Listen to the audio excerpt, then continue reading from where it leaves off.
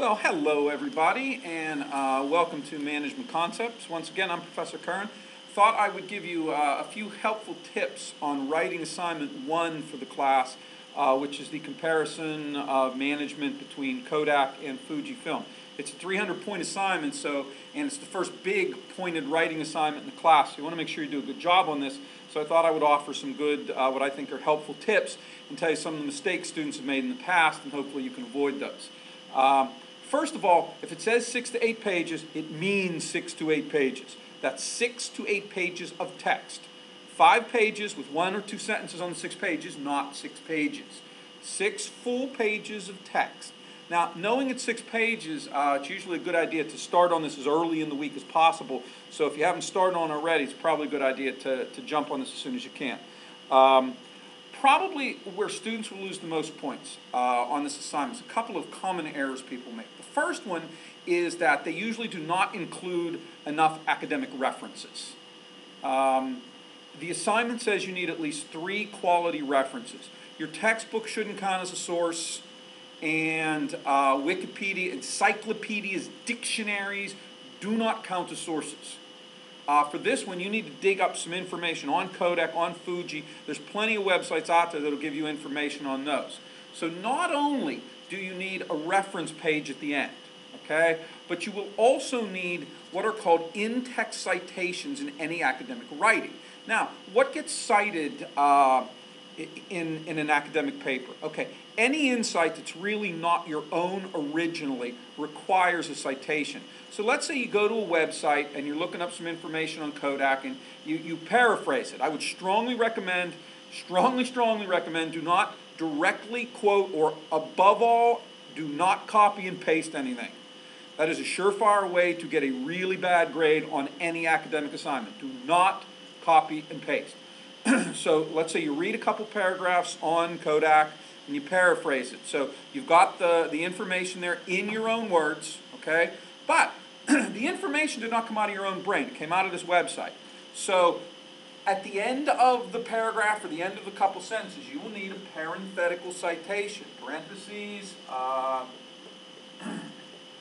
Kodak.com, and it would probably say no date because it probably doesn't have a date. But something like that that tells the reader that the insight or information that is in this preceding couple of sentences did not come out of your own brain because you're not an expert on Kodak.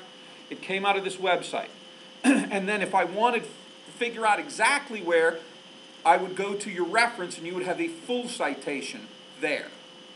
Okay? So again, now also, one thing students do a lot of on these assignments that also cost them, oh, hold that thought. Sorry, coffee. One thing that students will do a lot of is the assignment calls for a set number of sources. So I will see no citations in the body of the paper, and then I'll see 5 or 6 at the end, according to APA formatting, unless there is a parenthetical citation in the body of the paper that says, I got this information from this website.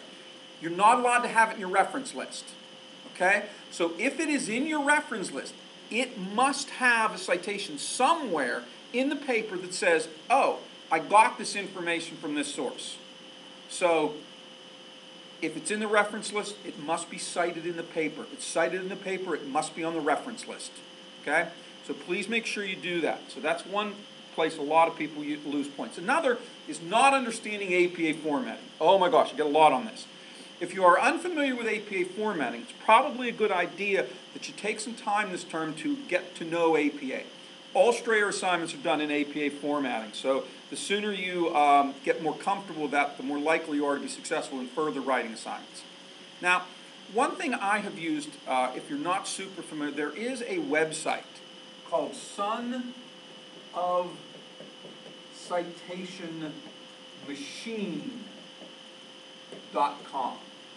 If you go to sonofcitationmachine.com and you plug in the requisite information that it asks for, it will develop the citations for you, both parenthetical and reference citations. It's a really useful tool. So please feel free to use that. So once again, and one of the best ways to make sure you get the maximum amount of points for this, like when I have to grade them, I'm going to click on that little gradable rubric, right? And that's how I have to grade it. So I click on each section and say, aha, did the student do this? So one of the best ways, most effective ways to write this particular assignment is to look at the rubric and write the paper in that way. If the first section says blank, what I would do, I would have a heading, history of Fuji or Kodak. I don't remember what the first one is, but whatever the first heading in the rubric is, because that's what I have to base my grade on. Make a heading and give me the information. Like, a mistake some people make is you just write a big essay with no headings.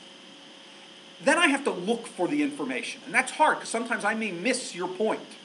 If you have a heading that says, this is the information on Kodak, this is the information on Fuji, you base that off the rubric, it's real easy for me to see if in fact you have done everything that they ask you to do on the rubric. Okay? If you're unfamiliar with rubrics, it's in the course show. Click on the rubric, which is nothing more than a fancy way of saying criteria for grading. And that's what I'll have to use as a basis for the grades I give you on these papers. So, to summarize, make sure you hit the 6 to 8 page mark, and that's just text. Put a title page on it, cover page. Okay? Have a reference list. APA formatting is important. Make sure you have in-text citations, and please use headings. Okay? That section off by rubric graded area to make it very easy for me to see and look and say, aha, yes, you did what we asked you to do for the things we're grading on. If you do that, you should be pretty successful on this particular project. So, and again, if you run into any issues or problems, prior to midnight, of course, on Sunday, please feel free to give me a call, and I'll be happy to walk you through some of the stuff. Also, I know it says it in here, and I probably shouldn't even need to say this, but please, Times New Roman, size 12 font. Last term, somebody gave me a paper with these amazing, like 4-inch margins on each side. It read like a haiku. Not looking for that, please. So anyway, like I said, if you have any questions, please feel free to give me a call. Other than that, hopefully this will help you be successful on the first assignment, and best of luck. Like I said, it's 300 points, so you want to make sure you do a really good job on it. Best of luck, everybody. Bye-bye.